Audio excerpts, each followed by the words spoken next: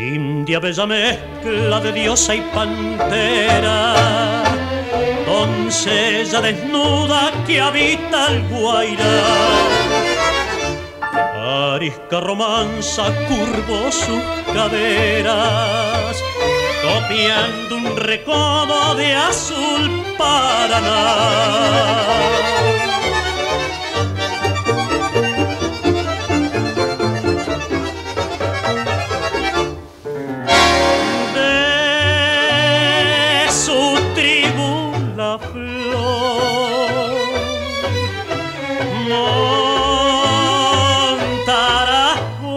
Aquí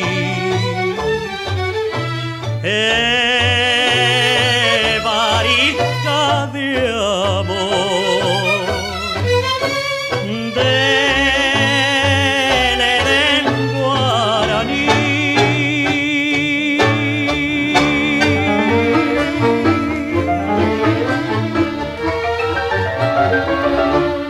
Bravean las sienes su orgullo de plumas, su lengua es salvaje, panal de Irusú, collar de colmillo de tigres y pumas, enjolla la musa de Ibitiruzú.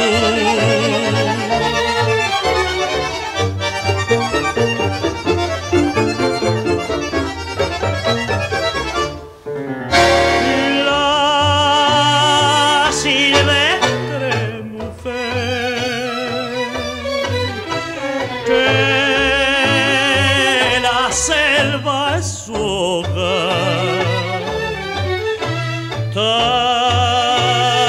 también sabe